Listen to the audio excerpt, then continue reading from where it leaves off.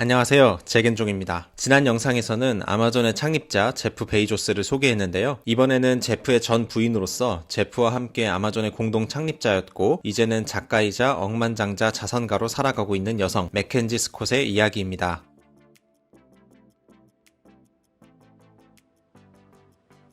맥켄지 스콧 터틀은 1970년 4월 7일 캘리포니아 샌프란시스코에서 태어났습니다. 그녀의 아버지는 금융 플래너였고 어머니는 전업주부였죠. 맥켄지는 어렸을 때부터 문학에 관심이 많았다고 하는데요. 6살 때 이미 거의 150쪽에 달하는 책을 한 권 썼다고 합니다. 그 책은 빗물에 떠내려가서 지금은 없다고 하네요. 1988년 그녀는 미국 남동부 코네티컷에 있는 호치키스 학교를 졸업하고 미국의 명문 프린스턴 대학교에 진학하여 영문학을 전공합니다. 당시 프린스턴 영문학과에는 그 유명한 토니 모리슨 교수가 있었는데요. 그녀는 맥켄지를 가리켜서 지금껏 만났던 학생들 중 가장 탁월했다고 말하기도 했습니다.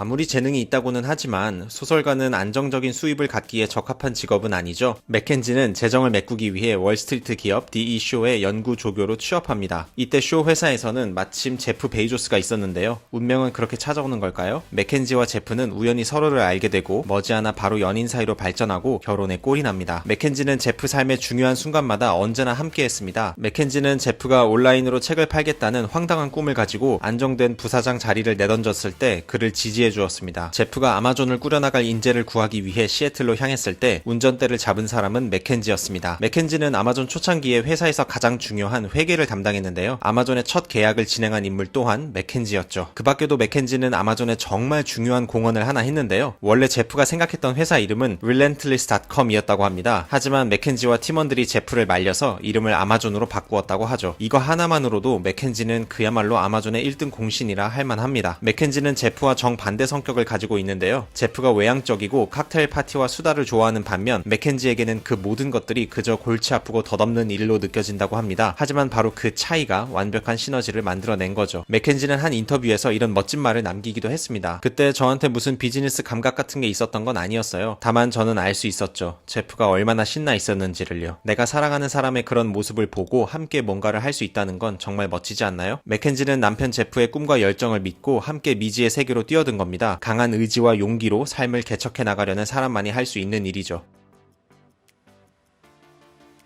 맥켄지는 제프의 사업을 함께하는 한편 내 아이의 엄마로서 육아에도 헌신해 왔습니다. 그녀는 자녀 교육을 다른 사람에게 맡기지 않겠다는 철학을 가지고 있었고 그 신념을 소박하면서도 헌신적으로 관철해냈습니다. 그녀의 2005년 데뷔소설 루터 올브라이트의 시련은 댐 디자이너이자 헌신적인 가장으로 살아온 남자 루터의 삶이 연속된 시련과 예상치 못한 갈등으로 흔들리는 과정을 그려낸 소설입니다. 2013년 나온 올가미들이라는 소설은 세상을 등지고 은둔했던 여배우 제시카가 보수적인 아버지 품을 떠나 여행을 하던 중 각양각색으로 삶을 꾸려가는 3명의 여성들 비비안, 린, 그리고 데이나를 만나며 자신의 존재를 찾아나가는 여정을 그리고 있습니다.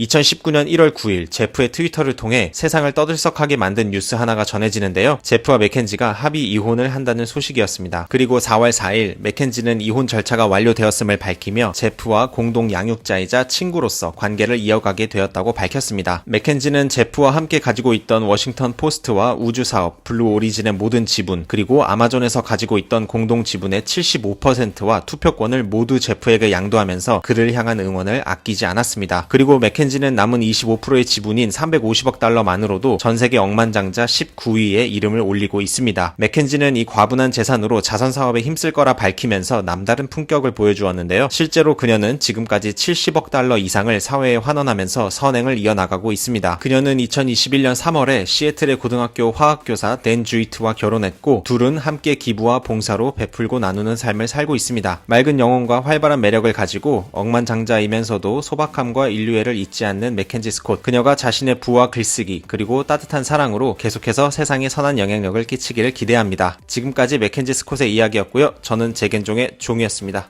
감사합니다.